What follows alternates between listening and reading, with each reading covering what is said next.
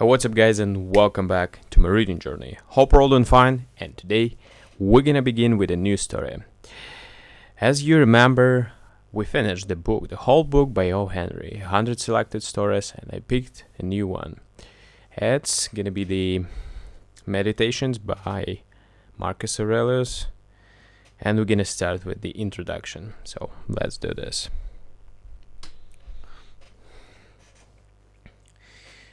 Marcus Aurelius Antonius was born on April 26, AD 121.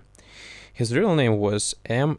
Annius Verus, and he was sprung of a noble family which claimed descent from Numa, second king of Rome. Thus the most religious of emperors came of the blood of the most pious of early kings. Pious is very religious. His father Annius Verus had held high office in Rome, and his grandfather of the same name had been thrice consul. Both his parents died young, but Marcus held them in loving remembrance. On his father's death, Marcus was adopted by his grandfather, the consular Annius Verus, and there was deep love between these two. On the very first page of his book, Marcus gratefully declares how of his grandfather he had learned to be gentle and meek, and to refrain from all anger and passion. Anger.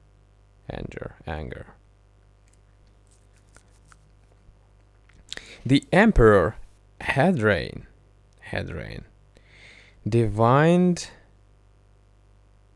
the fine character of the lad. Lad is a boy or young man.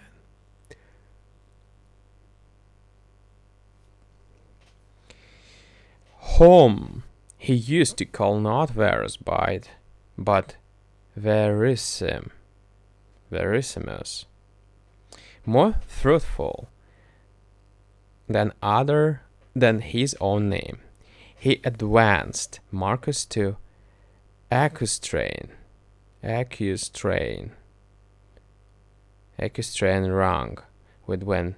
rank when 6 years of age, and at the age of 8 made him a member of the ancient Salian priesthood. The boy's aunt, Annia Galeria Faustina, was married to Antoninus Pius, afterwards emperor. Hence it came about that Antonius, having no son, adopted Marcus, changing his name to that which he is known by, and betrothed him to his daughter Faustina. His education was conducted with all care.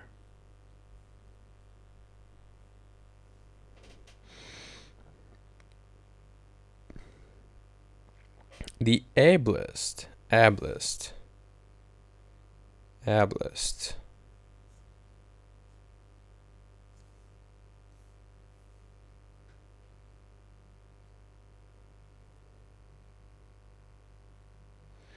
ablest teachers were engaged for him, and he was trained in the strict doctrine of the Stoic philosophy, which was his great delight. He was taught to dress plainly and to live simply, to avoid all softness and luxury. His body was trained to hardihood by wrestling, hunting, and outdoor games. And though his constitution was and though his constitution was weak, he showed great personal courage to encounter the fiercest wars. At the same time, he was kept from extravagances of his day. The great excitement in Rome was the strife of the factions, as they were called, in the circus. The racing drives used to adopt one of four colors: red, blue, white, or green, and their partisans showed an eagerness in supporting them, which nothing could surpass. Riot and corruption went in the train of the racing chariots. And from all these things Marcus held severely aloof. In 140, Marcus was raised to the consulship, and in 145, his betrothal was consummated by marriage. 2 years later, Faustina brought him a daughter. As soon after, the tribunate and other imperial honors were conferred upon him. Antonius Pius died in 161, and Marcus assumed the imperial state. He at once associated with himself Alcyoneus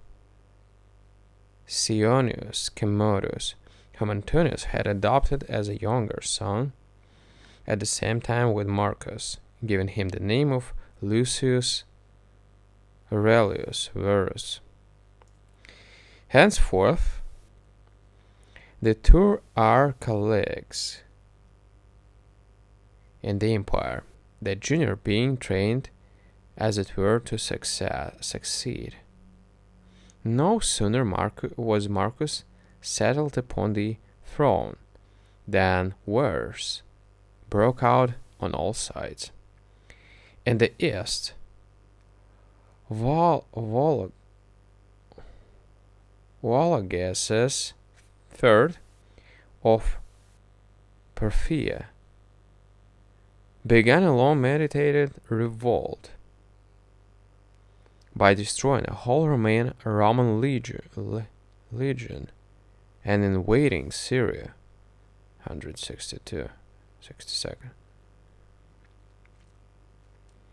Verus was sent off in hot haste to quell this rising, and he fulfilled his trust by plunging into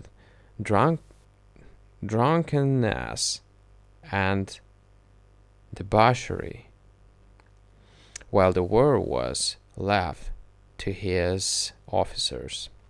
Soon after, Marcus had to face a more serious danger at home and a coalition of several powerful tribes on the northern frontier. Chief among these were the Marcomanni or Marchmen, the Quadi, mentioned in this book, the Samaritans, the Catti, the Jesgies. In Rome itself, there was pestilence,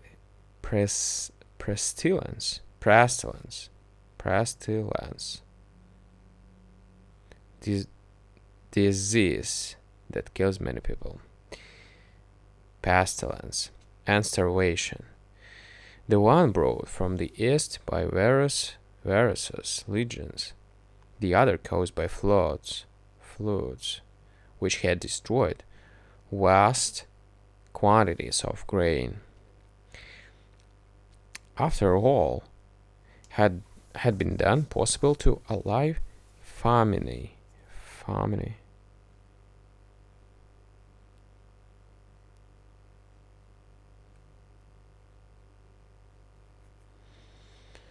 and to supply pressing needs, Marcus being forced even to sell the imperial Jews to find money. Both emperors set forth to a struggle which was to continue more or less during the rest of Marcus' reign. During these wars in 169, Varus died. We have no means of following the campaigns in detail, but thus much is certain, that in the end of the Romans succeeded in crushing the barbarian tribes and effecting a settlement which made the empire more secure. Marcus was himself commander-in-chief, and victory was due no less to his own ability than to his wisdom in choice of lieutenants, shown conspicuously in the case of Pertinax. There were several important battles fought in these campaigns, and one of them has become celebrated for the legend of the Thundering Legion. In a battle against the Quadi in 174, the day seemed to be going in favor of the foe, when on a sudden arose a great storm of thunder and rain. The lightning struck the barbarians with terror, and they turned to rout. In later days, this storm was said to leave been sent in answer to the prayers of a legion which contained many Christians, and the name Thundering Legion should be given to it on this account. The title of Thundering Legion is known at an earlier date, so this part of the story at least cannot be true, but the aid of the storm is acknowledged by one of the scenes carved on Antonian's column at Rome, which commemorates these wars. Alright guys, we're gonna continue with this introduction tomorrow. Thank you for joining me today on this book, and see you tomorrow on the next part. Thank you. Bye.